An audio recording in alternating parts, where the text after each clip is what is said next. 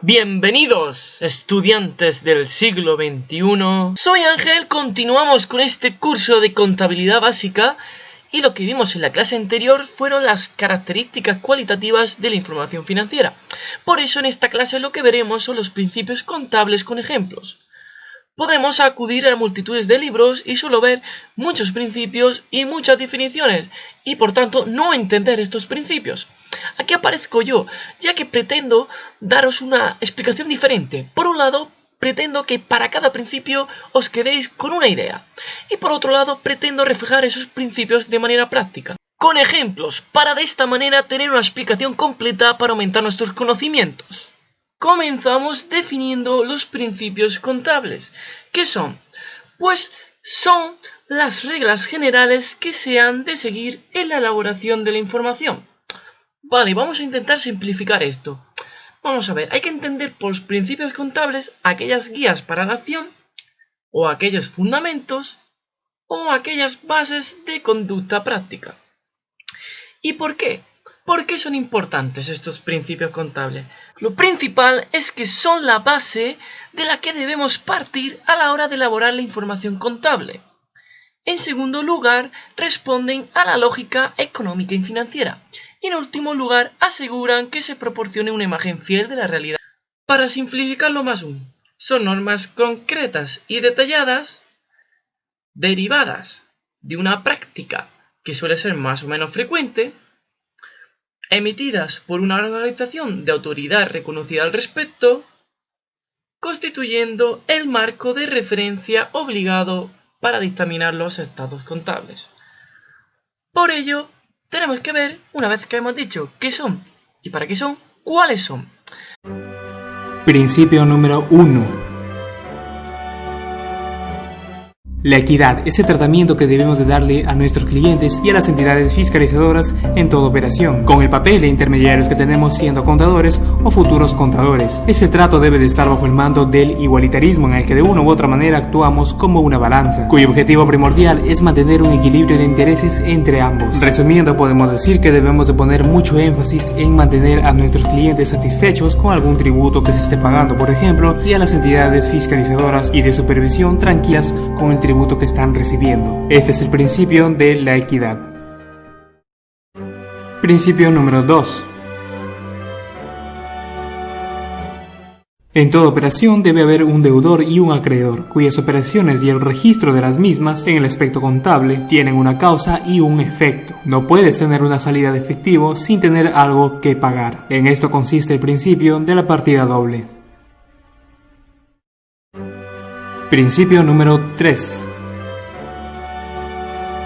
La empresa tiene identidad propia, necesidades propias que el contador o contadora deben atender. Debemos de ver a la empresa como un todo, en el que los dueños de esta son intermediarios. A todo esto, el ente, la empresa, debe de ser vista como un ser perenne e intangible, el cual como contadores debemos de tomar como nuestra principal prioridad.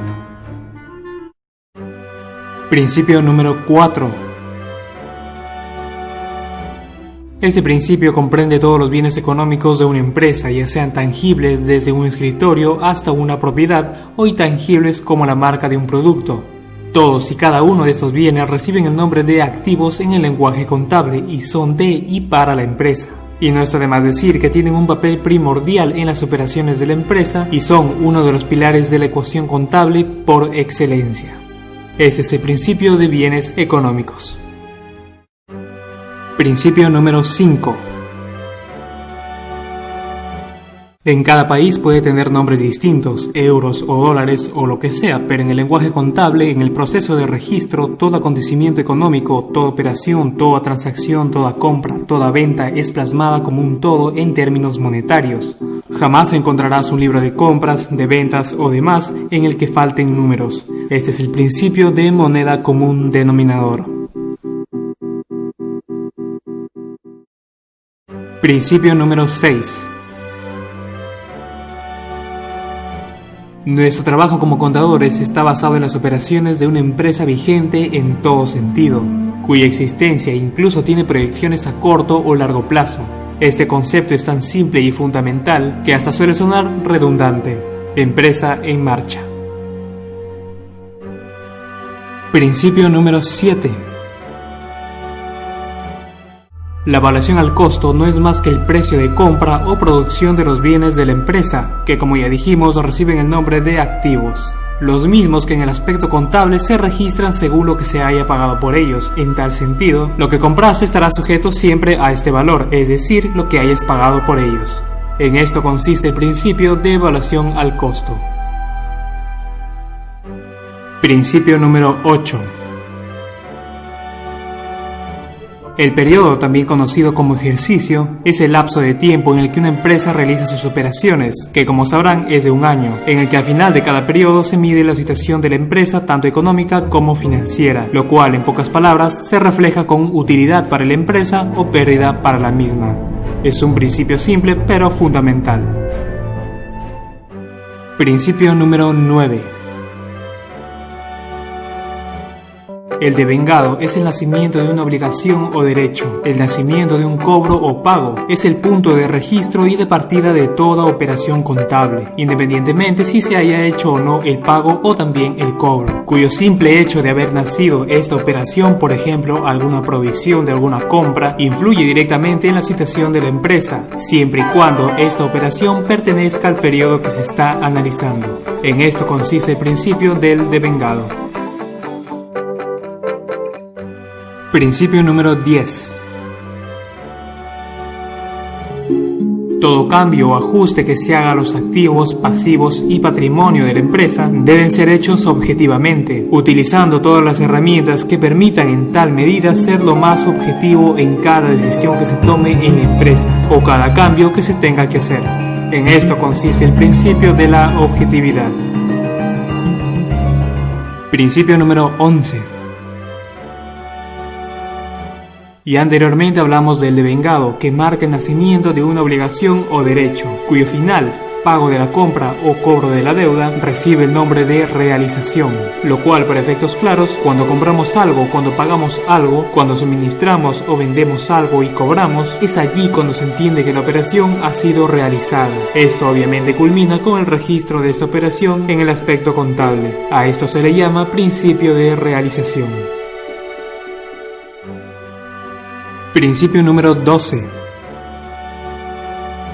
Este principio es muy particular, también llamado o conocido como principio conservador. Implica contabilizar las utilidades cuando se hayan realizado, es decir, cuando ya estén en tu caja, y contabilizar las pérdidas cuando éstas se conocen. En tal sentido, tendremos contabilizados ingresos reales para cubrir o comparar con egresos o pérdidas que veíamos venir.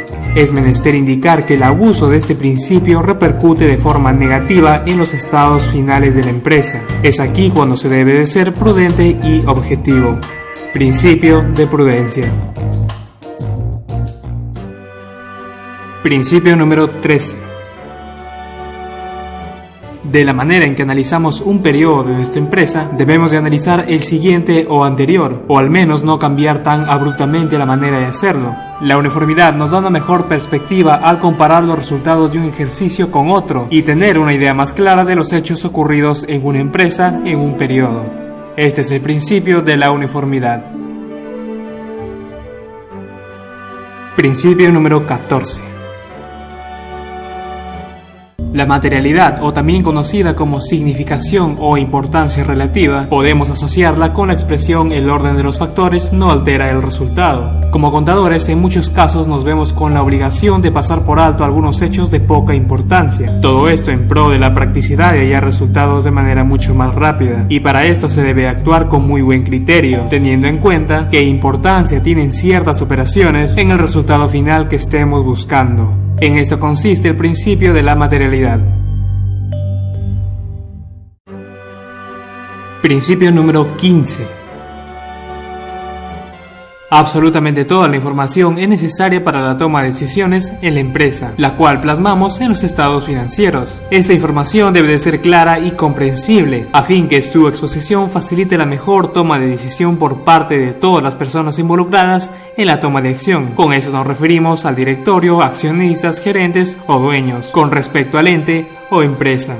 Este es el último principio contable, la exposición. Como hemos visto, como verán en la larga travesía contable, cada principio es de suma importancia. Algunos pueden ser más primordiales que otros, pero cada uno de estos 15 principios cumplen un papel más que teórico o práctico. Son parte viva del manejo que daremos en nuestra carrera, en la profesión que elegimos.